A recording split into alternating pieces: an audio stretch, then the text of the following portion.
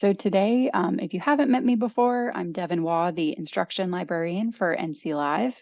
And my fantastic co-host for this session is Jeff Essick, who is the GIS librarian at NC State University. And he will be kind of guiding us through how he uses Social Explorer.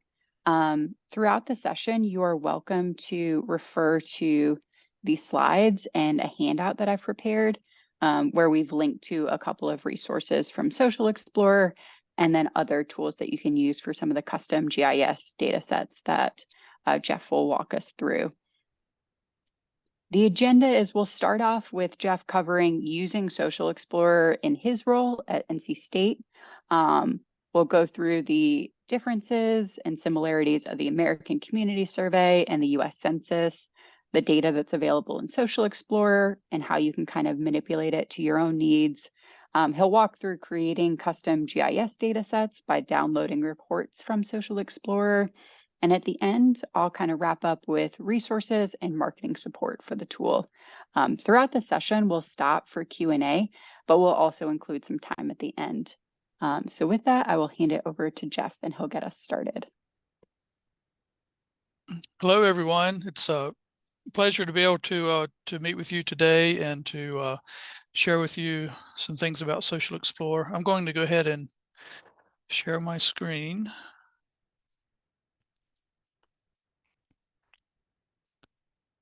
So I hope that's working. So as kind of an intro to this, we've been using Social Explorer here at NC State, and I probably should have looked up for how long. I would say at least 10 years.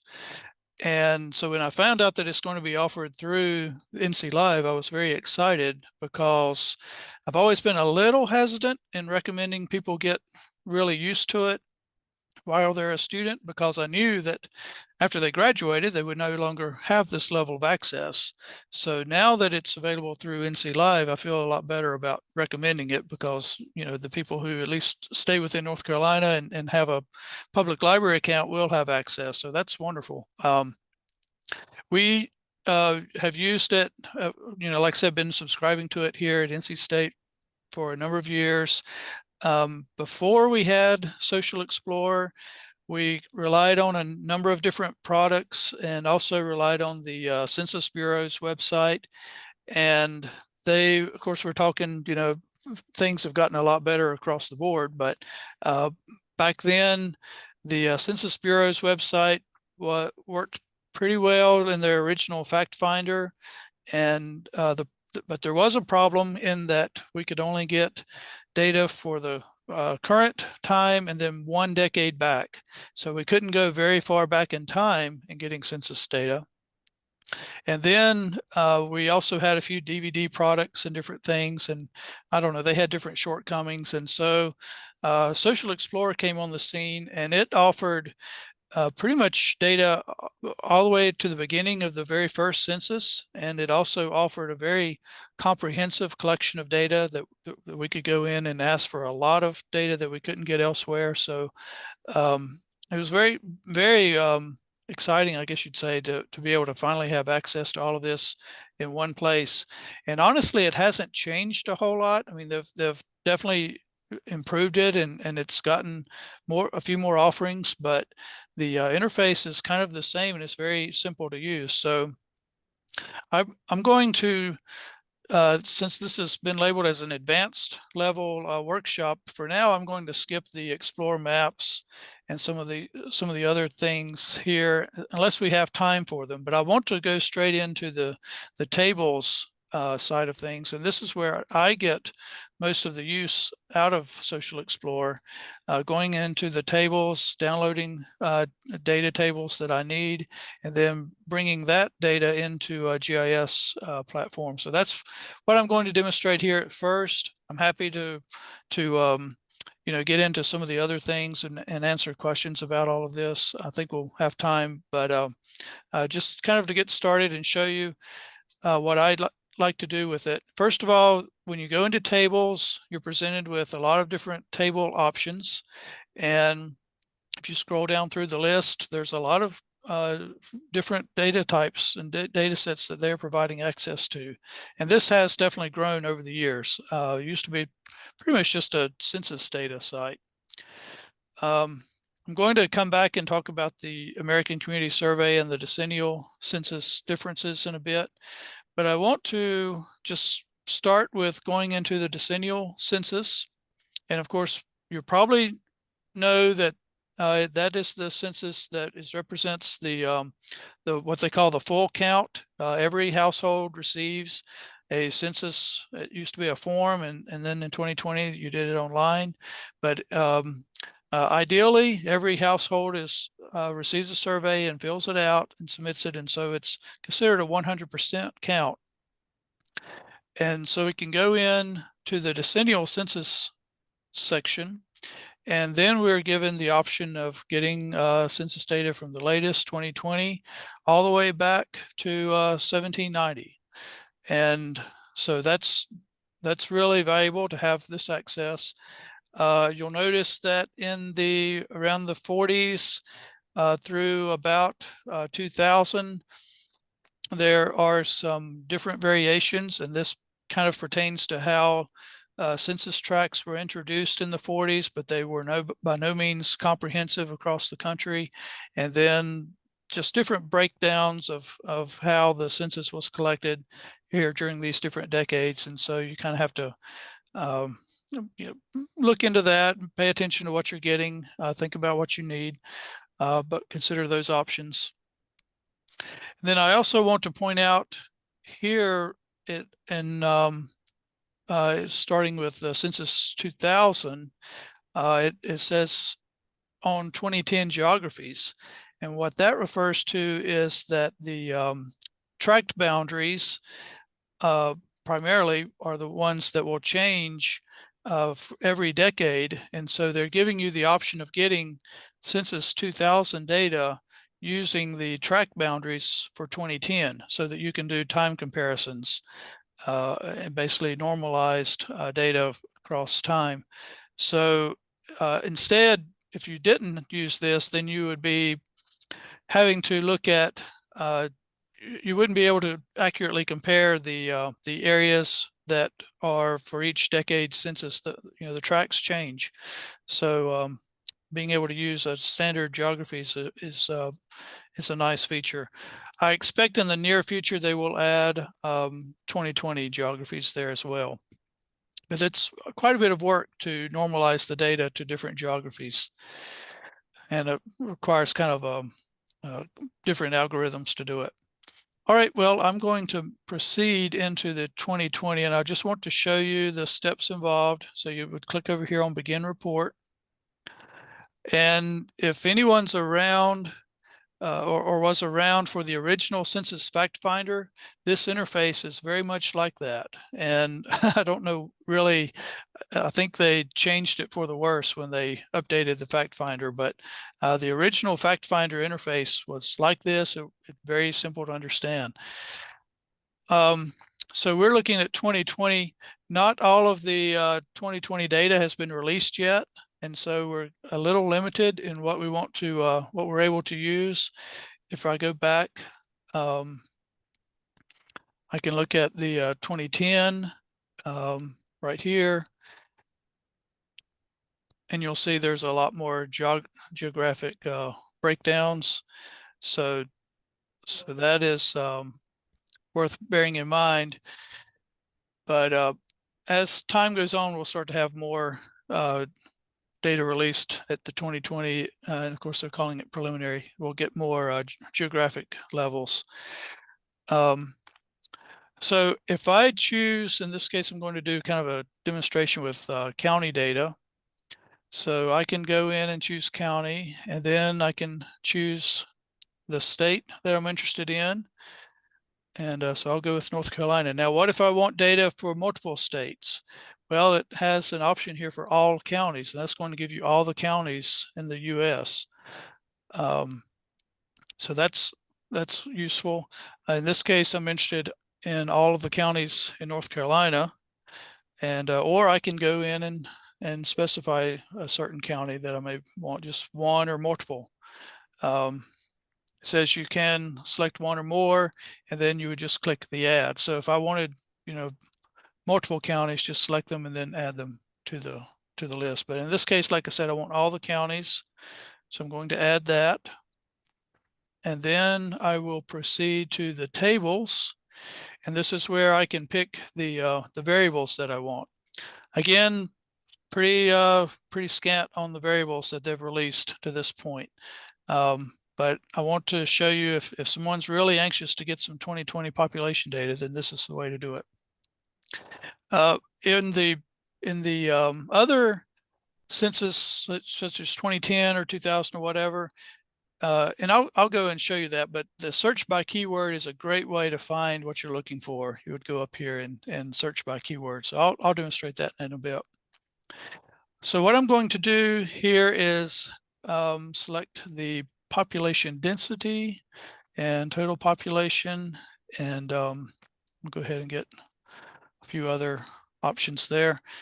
And so these variables are what I'm interested in. So when I click show results, it takes me straight to the table view, and you'll notice that several things. One is that I've got 101 possible pages here. I'm seeing geographies 1 through 5. So I'm basically seeing 5 counties in 5 columns worth of counties. And that's the 1 through 5. And that there are 101 pages that I could scroll through in order to look at the table that I have. So that's not really very user-friendly. What I'm going to definitely want to do is download this data into a spreadsheet so that I can better look at it. But I can adjust how many tables that I have here. I can also adjust how many columns that I want to see. I could change this, and I could have 10 counties instead of the 5. So there's a little bit of flexibility here. But this tells me that this is a good view of what I selected. I'm seeing the population density. I'm seeing density change. That's some values that are inserted in with that. I'm also seeing population change from 2010 to 2020, and a percentage change from 2010 to 2020. So I'm interested in this right here. I want to make a map of that, and to see how the counties have changed in population in the last 10 years. So that's something we're going to proceed with in the next steps. I also selected some racial data. So that's shown here. You'll see it breaks down by Hispanic. And it also gives, again, in this case, 2020, 2010 population. So all of these will be included in the data that I download. And there are some links down here for documentation and a data dictionary. So don't miss those if you're not sure what you have. You can go here and download this as an Excel file, which is great. I tend to go over though and download the CSV file, because I'm going to be working with it in GIS. If I get the Excel file, it's going to have a lot more column headers and things that won't work well within the GIS. So I need a really basic, just CSV, very simplified data file. So right here is where I can get the CSV. I also want to point out a few other links. I can get a SAS file, SPSS, and then also a data dictionary file. And so let me go ahead and get that one. And so I'm going to rename this. This was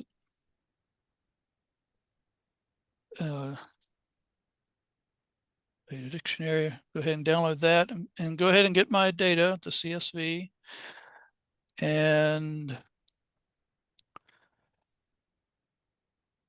so this is NC 2020 population. All right. And I'm going to check and see, are there any questions or anything, any comments? I don't need to get my chat window pulled up. Folks, I any think it's- questions? Feel free to submit them in the chat. We don't have any so far, Jeff. Okay, okay. All right, so I'm going to drag over here my window for QGIS, and this is QGIS is free open source GIS software that works on Windows or Macs or anything. And if you have anybody who asks questions about GIS or other mapping data, I highly recommend having this software. There's I won't deny there's a learning curve to it, but once you get the hang of it, it's just extremely powerful and useful to use. There is the commercial companion software or similar software would be ArcGIS. That is the vendor for that is ESRI, and very expensive. So we have a site license here at NC State, of course, for the ESRI software, but we also definitely promote QGIS just because it is free, and it also, people with Macs are able to use it with no problem. So I definitely recommend looking into obtaining, downloading and installing QGIS for this type of work. So I've got the QGIS open, and I can go to this button to add data. And the first thing I'm going to do is, oh, I've actually skipped a step. So let me move that back out of the way. Sorry, I skipped a step, and that is to download my county data and the shapefile for the GIS shapefile for the counties.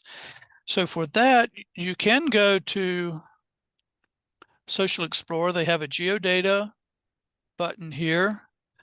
And so you can go down here, but I just have a preference for getting my geographic data directly from the Census Bureau, downloading their shapefiles. You'll notice here their counties are a little bit behind. I don't know that they're not keeping up right there. So my preference is to go straight to the to this site.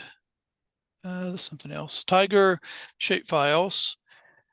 And I'm still not seeing my chat window to be able to put the link in chat. I don't know. I may have to do that later. Send you that link. But this goes to where I can download Tiger files, you know, for many years back. So that's the reason it stops at 92 is because it's going to be 1990 data, but 92 is when it was released, and it didn't change until 2000. So you can get these represent years where there may have been some changes. So I'm going to get the latest 2023 county boundaries. So we click that link, and then I can go here and choose from the different layers that are available. And they've got counties and equivalent is, of course, some states go by parishes and so forth. So there's a little variation, but they call them counties and equivalent here. And still didn't get it. Hit submit, and then download the national file. And I've already downloaded it, so I'm not going to do that again, but it would copy there, and it gives me a zip file that I can then extract, which I have done, into this folder. And okay, so it's looking for a zip. Okay. And so it will extract a file geodatabase.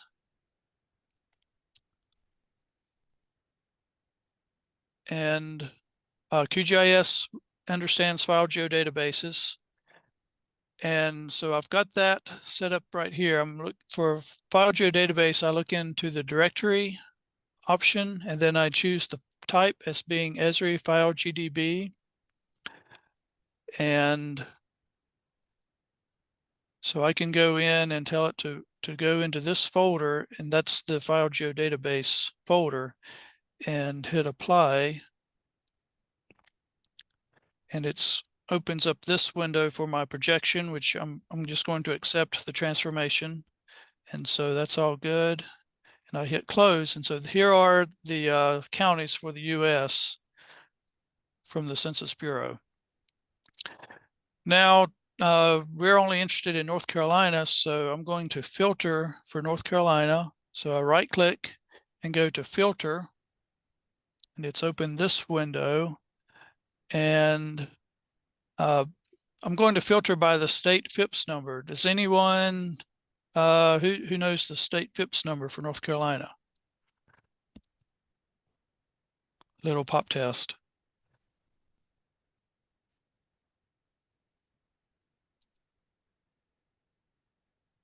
Not hearing anyone. It's go ahead, it's 37. So we have a query, state FP equals 37. That's our FIPS number. So we hit OK on that. And so that filters to just North Carolina. Now it's our data comes in from the Census Bureau in lat-long coordinates, WGS 84 coordinate system, which is a little annoying to me because it stretches North Carolina. It's not the way I'm used to seeing it. So I'm going to go up and change the projection of the map to be state plane, and I have that in my CRS options here, one of the ones that I commonly use. So North Carolina state plane, NAD 83. So I'm going to say okay to that. Okay, this is what I'm more used to seeing North Carolina look like. Now, I downloaded that table from Social Explorer. And so I've gone to add more data. So I choose delimited text, and I'm going to navigate to where I have the table, and it was NC 2020 population. So I choose that, and it shows me what it's going to look like. So I've got this column here, GeoFIPS. This is the FIPS number for each county. And then I've got the county name there. If I scroll over, here are the numeric values for all the data that I selected, and that will correlate to the data that we saw in the web browser in the table that came up when I ran the report. All right, so go ahead and apply that. So now I've got my data table here. I can open it, and I don't know, for whatever reason, it gets sorted kind of funny. So I'm going to tell it to sort by the name. And then I'll also open the attribute table for the counties. And again, can sort by the county FIPS number. So to join the population data to the counties, I have to have a unique ID that is the very same in both tables. And in this case, the GeoFIPS number, 5 digits, is the very same as the GeoID number from my county geodatabase. So 5-digit number, 37001 for Alamance County. So I'm just going to right click on the county layer there and go to properties and go down here to joins and create a new join relationship. And so my join layer is the data table. The join field is GeoFIPS, and the target field is GeoID.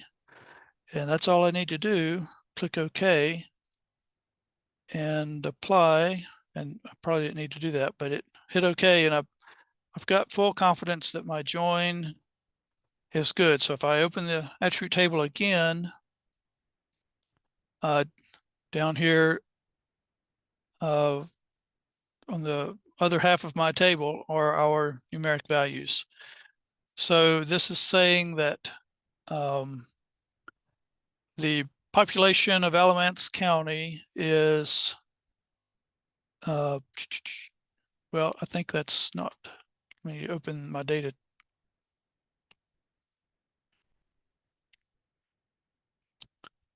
here's my data dictionary. So, okay, that's the population density.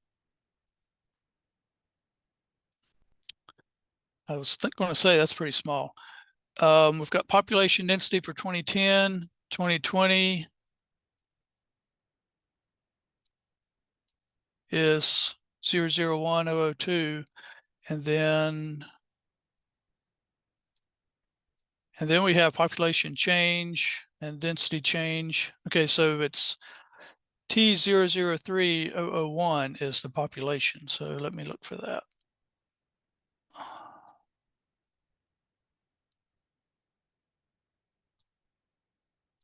That's this column right here, 003001. So I'm going to use this column, the population density change in percentage, and create a map of that really quickly. So that's 001004.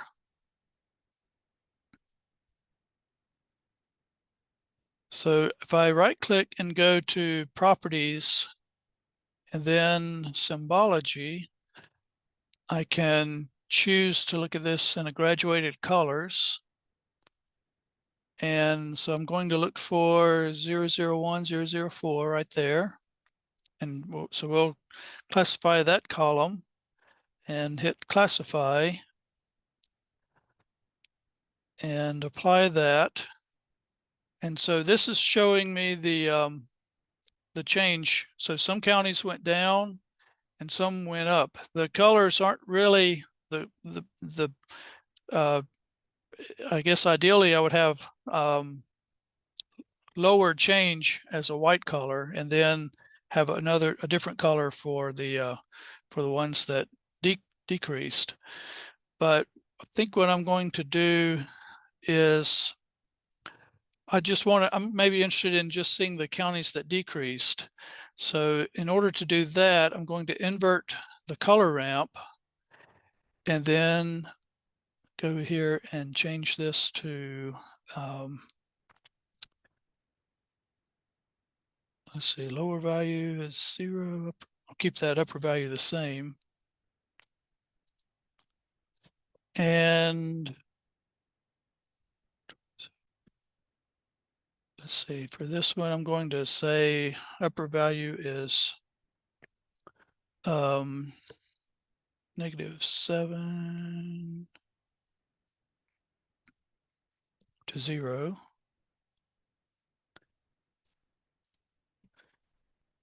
And here, -14 to 7. Hope this works.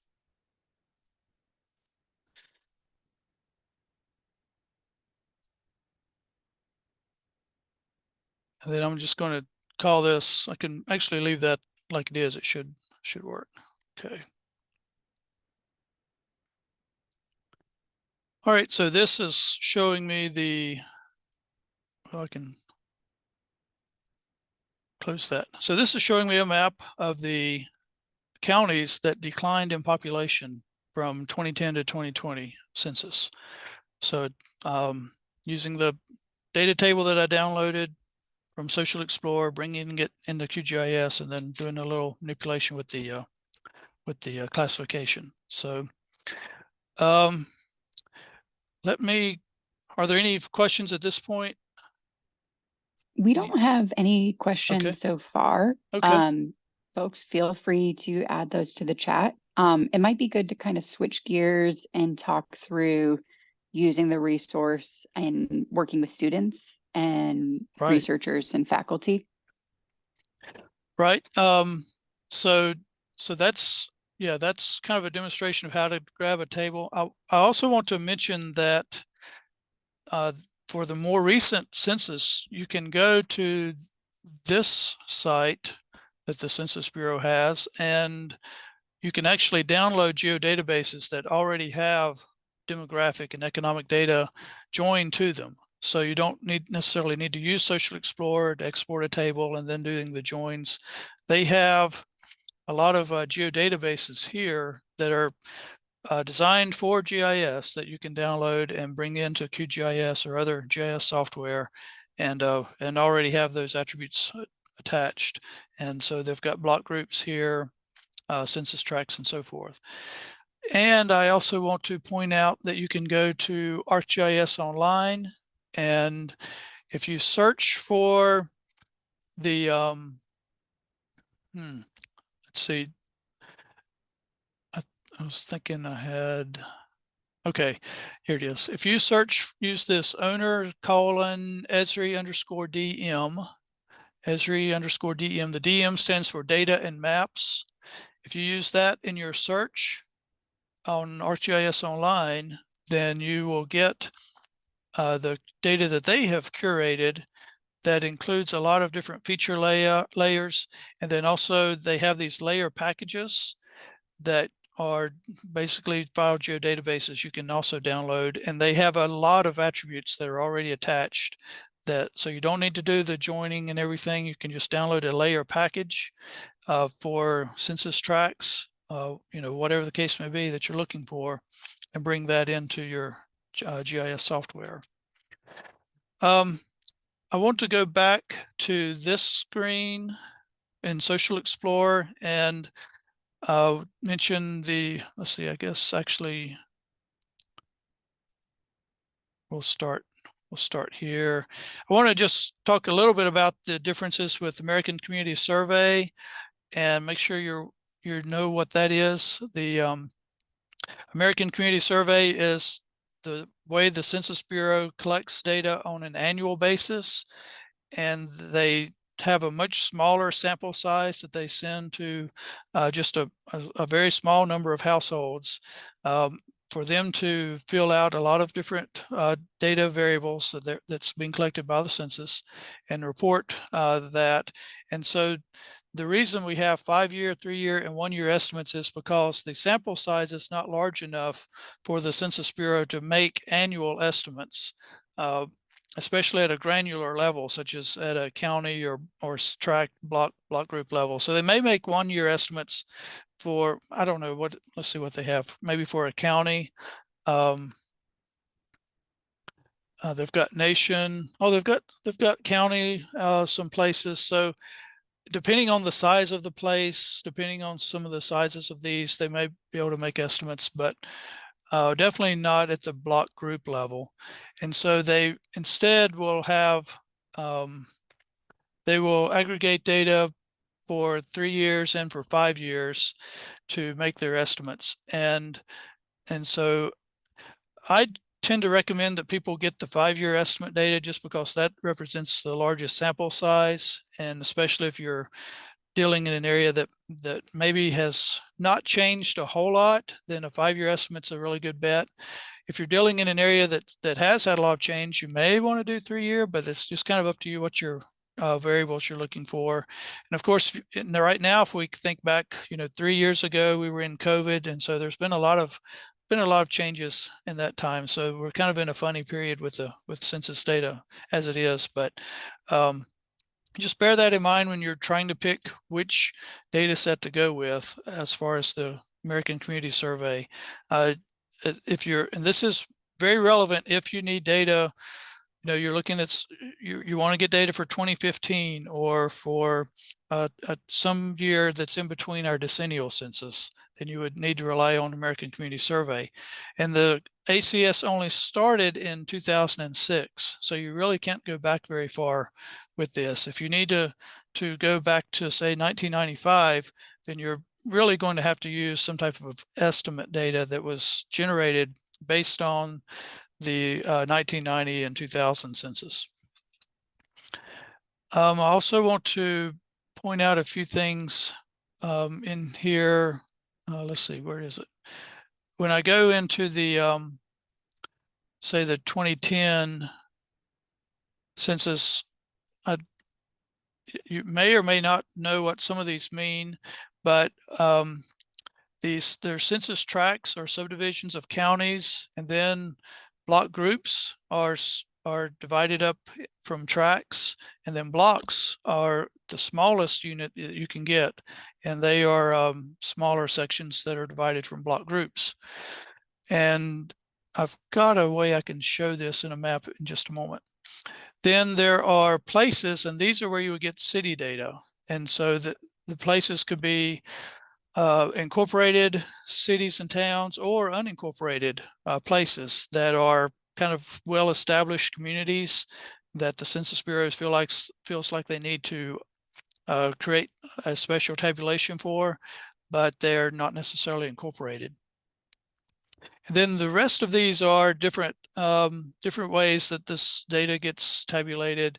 I don't use them a whole lot. We definitely use the ones here at the top, the counties and some of those others, but these are lesser common. So I don't use them too much except for the zip code tabulation areas. And I just want to mention there that it's important to know that these don't necessarily represent zip codes themselves, but they are the census, their best effort at conforming the data that they have for tracts, block groups, and blocks into a zip code area. But the boundaries of a zip code tabulation area still align with the other geographies such as tracts and block groups. So it's, if someone has data that they're wanting to use zip code for, the post office considers a zip code to be a route and not a polygon area. So if there's new development somewhere, then they assign the zip code based on their existing routes and not the boundary area that it falls within. So just kind of bear that in mind. And there's a lot of documentation online about zip code tabulation areas and how they differ from zip codes. So that's kind of, again, very simple interface. I think it's, to me, I don't know if any way it could be easier. I mentioned earlier that you could go in and so if we want to look at block group data for North Carolina, and then maybe if we do all block groups, that's for the whole country, so we don't want that. But I mentioned earlier about searching by keyword. So a lot of times people will maybe want income, and there's a lot here to scroll through. I should have, let's see, what did I do? Okay, we've got block groups. So for 2010, but you can go up here and search by keyword, and then kind of narrow down just those variables that pertain to households or income, whatever you may be interested in. Let me check again if there are any questions or anybody. We're want to make sure if there's anything in particular someone is curious about, I can maybe demonstrate or show. One thing that came up in registration that I forgot to mention at the top of the session is folks wanting to use Social Explorer to answer demographic and market research questions, particularly with entrepreneurs, business students. Do you have any recommendations for data sources or kind of finding that information in Social Explorer? So one of the best things they have are these demographic profiles, and they are, I think, it's kind of analogous to some of the other products, like we had Simply Analytics in the past. You can come into a profile and it says find your zip code, county, town, or place. So I'm from Davie County, so I tried Davie County yesterday and plugged that in. So I guess I need to type it in. Oh yeah, and then we get the drop down, so we can choose that, and it, there it is, a screen that has demographics broken down. We've got a lot of charts and numbers given here, and then at the top it's got different sections, so it tells us about, we can kind of bookmark down to the education aspects, housing, and so forth. So that seems pretty useful if someone comes in and wants a summary of a lot of different demographics for a particular county, zip code, whatever geographic area interested in. Also, there's a way up here you can click share and send someone a link to this directly. So copy the link and put it in an email, and also social media. So that's good. And let's see, I can do a drop down here. So I could do the state. Again, ZCTA, if you see that, that's zip code tabulation area. So you can put in a zip code, or you could, if you see place, zoom out to the places that you've got, and we could choose a particular city, and very quickly it gives us the charts and numbers for that location.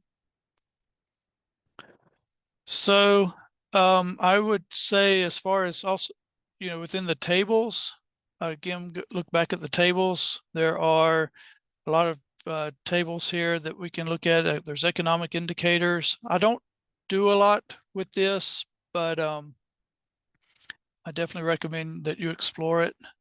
We've got another specialist who handles a lot of business and marketing questions, and so I'm sure that they're familiar with this. I do want to point out, for those of you who have an Esri license for ArcGIS software, we receive every year access to Esri demographic data, and they also provide data and maps. So if you're not aware of this, then be sure and talk to your site license administrator. Esri does, I don't know why, they don't promote it very heavily, but I can go in as an administrator, I can go into my downloads web portal and download this Esri demographics, and it gives me access to the American Community Survey, recent geodatabase, 2020 census geodatabase, consumer spending projection data out to 2028, and also tapestry data. And so that's nice beneficial data they have. And then also the data and maps. This is very similar to what's already in the ArcGIS Online. It's basically a copy of what's in ArcGIS Online, but it gives you a copy so you don't have to download it from their online website or search for it. So I just want to mention that if you have an Esri access. So yeah, there's a lot of different tables here that are for economic business patterns, and then the query system is very similar to what we saw before. Pick your geography and then pick the variables that you're interested in.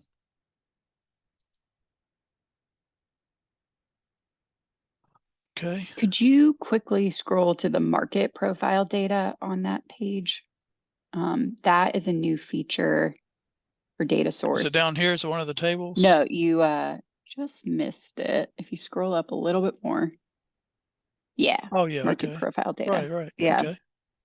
Oh yeah. So it's got projections, and then okay. So again, it breaks it down by our common familiar census geographies.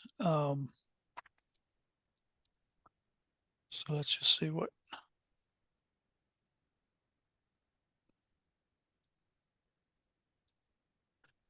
So they've got population, and then a lot of different, these are census variables: housing, income, rent, number of vehicles, households by number of vehicles, so school attainment and enrollment, occupancy, employment.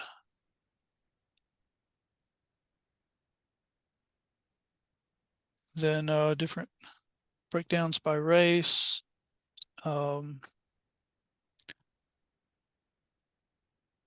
So yeah, this is really good. Then this EASI, I think, is kind of market segmentation.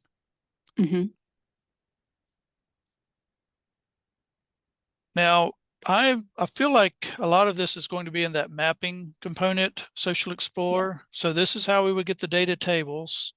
I feel like, and I don't do this a lot, but I feel like a lot of this is going to be if we go into the Explore Maps section.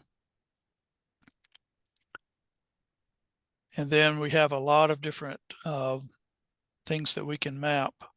So Mhm. anybody have any Yeah. favorites or anything you're particularly interested in? And I hope you saw how I got here. I could repeat that. But if you go into the maps and then click change data, then it opens up and we've got the year across horizontally. We've got ways to change the source and then Mhm. a search button as well. Yep. If you So, go to categories and then MPD profiles, it's right above age. Yeah. okay. So that's the market profiles from Easy, which is a New York-based company for market research. This is content and a data source that is in Simply Analytics as well, a resource that we previously subscribed to, but is also in Social Explorer down to the block group level. And so if you wanted to look at houses for sale in your county or by the block group, or if you wanted to look at more of a breakdown of your kind of market segmentation of your county, you can use these. They would be something that maybe an entrepreneur or a local business owner could use in a small business plan.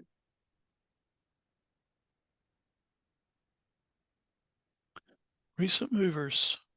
Mhm. We did have a question come in from Jen in the chat asking what data is available at the block level. So the block level represents the data that comes from the decennial census only. The ACS does not go to the block level. But for the decennial census, if you think about when you answer the census, there are not many questions. And so they include the number of people in your household and their ages and their race. And I think that's all. And that is used primarily, it's a constitutionally mandated requirement to get that for redistricting. And so the Census Bureau tabulates that pretty quickly for all the redistricting that's needed at the turn of each decade. And for the 2020, maybe she was interested in knowing what's available right now for 2020. There's not a lot that has been released. We could go back and take a look. I'm not even sure let me go into tables, decennial, preliminary, and then, so they don't even have block level available yet. I think that kind of brings something up. I don't know how quickly Social Explorer imports in data that the Census Bureau has released. I feel like it's pretty quick, but there can be some delay, I expect. So if we look at the block level for 2010, doesn't really matter, I don't guess, but so we have population, sex by age, yeah, a lot of age breaks down, and then it gets broken down by the race. So just a lot of different combinations of the same things, age, race, sex, and number of people within the household, housing units, count of that. So it does not get into income or employment or those other type of variables, number of vehicles, etc. I'm just gonna say thank you. I didn't quite catch that. I think somebody was unmuted for a sec. One thing that we did talk about in kind of working with patrons on using Social Explorer for the census is you kind of shared questions and how to kind of break down that ask, which for folks referring to the slides, that's on slide 11. For example, you said kind of walking through questions about the census with a student or faculty member.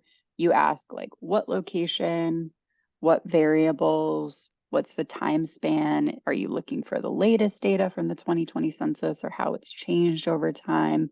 And then you kind of talk about the granularity of the data. Could you explain a little bit what you mean by granularity? Yeah, and those things are spot on that you mentioned. So as far as granularity, just if someone is interested in doing an analysis at the neighborhood level, then they're going to need block group ideally. And if all they need is population, then you could go to the block level if it's been released. Once we have that. Especially if they're looking at 2010 or further back. But if they're more interested in comparing areas within a county, then you may be more wanting to work with census tract or block group. Multiple counties. Maybe you want to look at the county level. So you kind of have to ascertain what type of analysis that they are. What type of comparisons they're wanting to make. But yeah, you definitely have to ask, of course, the location. And a lot of times, I guess this comes up when I get an email. Someone says, I need census data, for several counties. And so yeah, I have to do a follow-up, which counties and what state, what time frame. A lot of times that gets left out, but they may want to do a historical analysis, but haven't mentioned it from the outset. So there's a lot of different parts within that reference question that you need to bring up. Mm-hmm. We have a question from Kyle asking, in looking at Social Explorer and its competitors, Policy Map, Simply Analytics, some of the vendors offer data API links. What would you use those for? I think if you are going to have a web page that has, for example, you want to have a web page that keeps updated data about your community, your county, or whatever extent that you want to use, and you want that you want to have maybe some tables on that web page that has the numeric values, or maybe even map. I'm not sure how what capabilities the API would have, but it would allow you to connect directly to their server and then get basically a live feed of numbers from their server to your web page.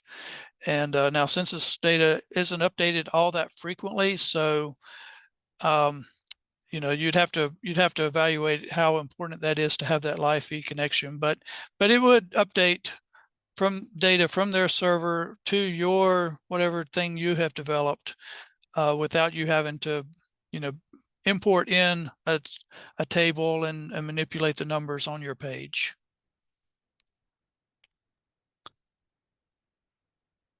One thing that came up in the registration was using this resource and kind of building the confidence to teach it to students, especially in the social sciences, so political science or communications, entrepreneurship. And so wanted to get your take on any advice that you have for preparing to teach this tool. Like, how do you prepare for a class assignment or an instructor reaching out to you? Mm-hmm. Yeah, I usually, the key thing is to get a sense of what the instructor is asking the students to do with it. And if they have projects that they're going to need to do, especially if it's a project for a specific location. Like, for example, I've worked with classes, our classes like to work with Raleigh. And so they're interested in the neighborhoods around Raleigh and looking at some of the I guess I can end screen share for now, but they're looking at some of the areas and how they compare and contrast. And so I'll demonstrate how to use the tool for getting some of the variables that they are interested in. And then if it involves mapping, you know, kind of what we did with the demo of exporting the table and bringing it into a map. And but yeah, the key is to find out exactly what the students are going to be needing to use it for.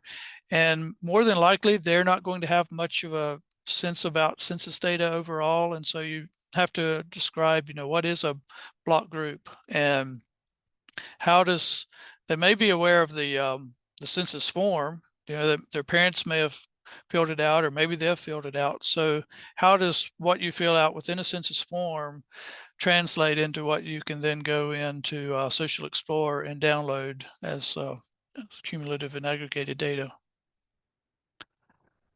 So it once they kind of make those connections, they really like exploring to see what's out there, and then plus the fact that Social Explorer has the mapping interface, so you can show them the mapping interface, and that's a good way just to get familiar with what's available, and then show them how they can actually download the raw data and do their own mapping and overlay other layers within GIS and do other different analysis.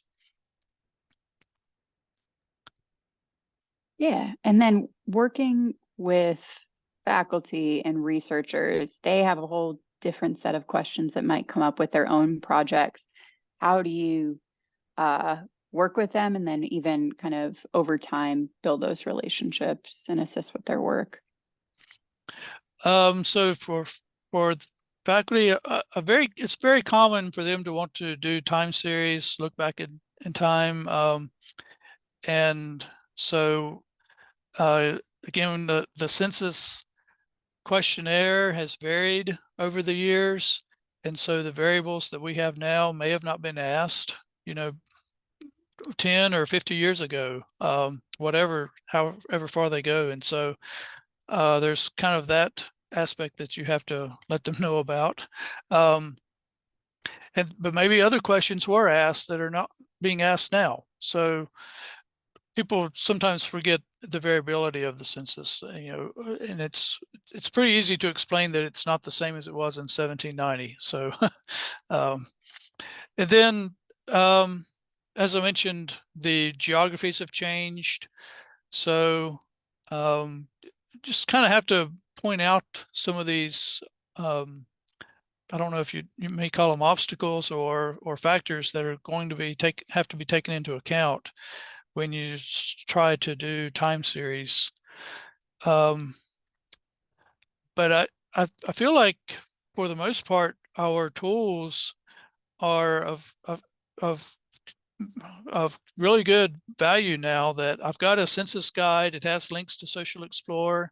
It's got links to the some of the downloads. Let me just put that in chat now that I've got that.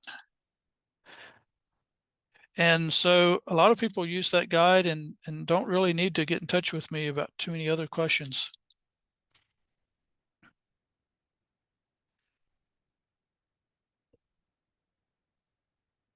And I can put the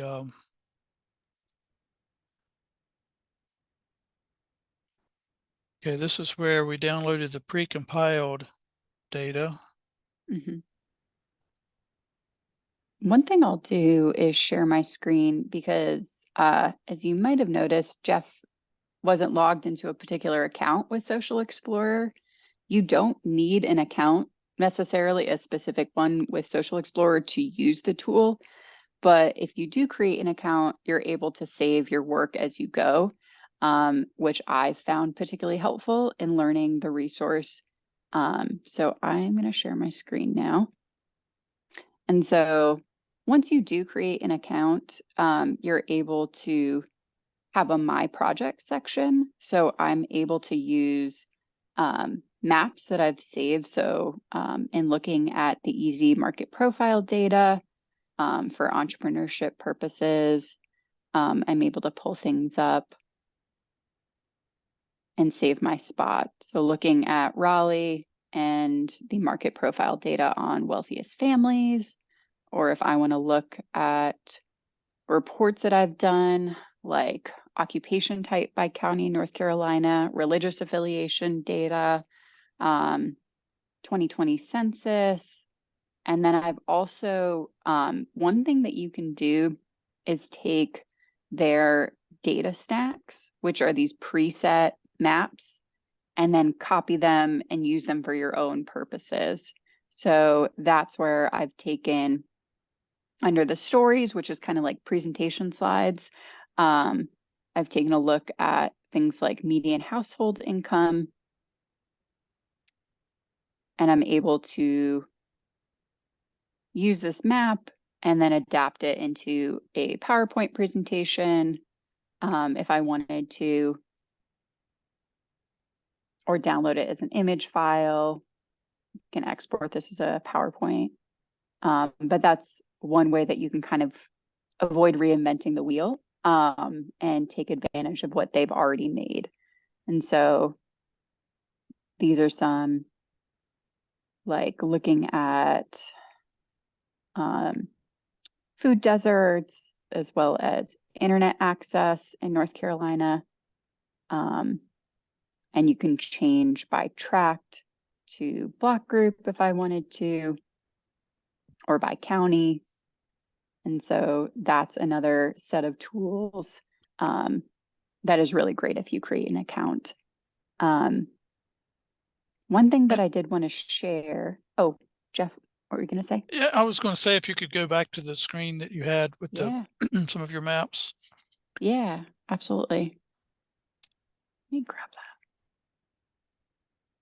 Yeah, so across the top, let's see. Okay, well, here we go. Down the side, you've got the share links, the share Yes. icon.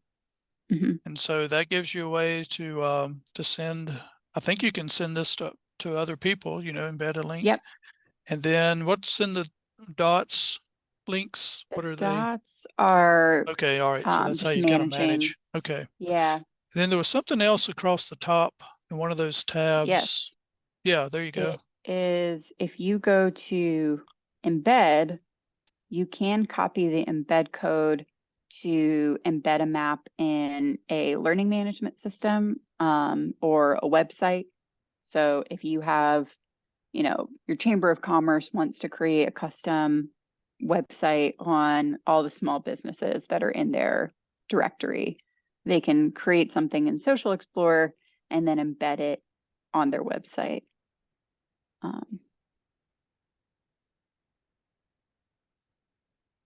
And that Yeah. may be kind of the API type of resource. Right. I'm not, I'd have to play around with that, but that could be analogous to the API someone asked about.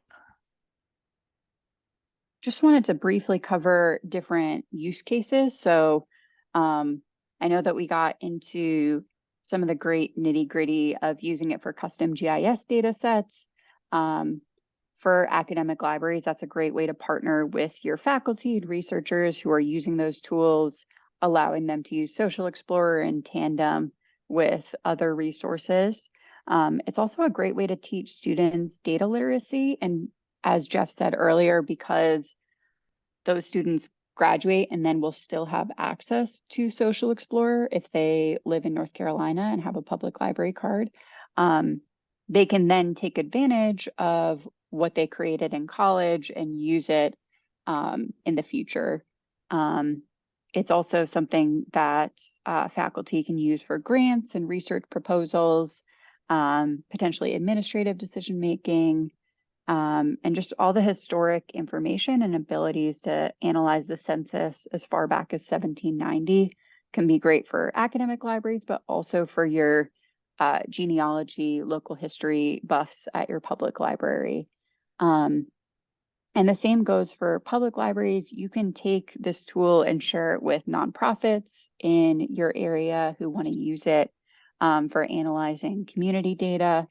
Look at real estate and the housing market in your area. and even kind of use it for your library's strategic plan and marketing to new patrons. On April 25th, I'll co-host a webinar on using this tool for strategic marketing with Jeff Hahn from Social Explorer. So if you want more tips on that side of things, that will be coming up next month. I did share in the handout and in the slides a lot of tools for learning, just getting familiar with the resource.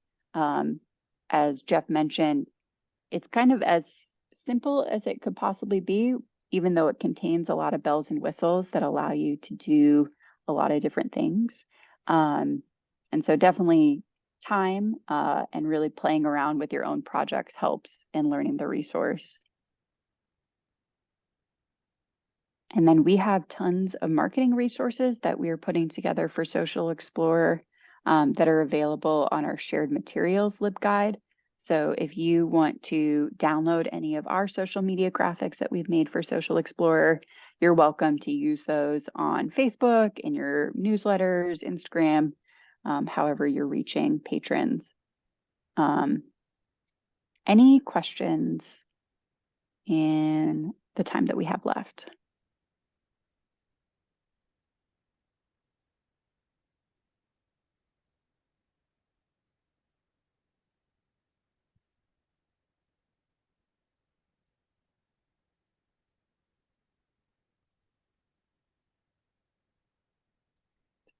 So the recording will be made available on our YouTube channel tomorrow. I'll send you all a follow-up email with that recording, the slides, the handout, a feedback survey. So if you'd like more advanced training on Social Explorer or particular key areas to focus on, please let me know in the feedback survey. We love that information. And Jeff, if it's okay with you, I'd like to share your email in the follow-up so that if people want to reach out to you directly, they can. Yeah, absolutely. All right, awesome.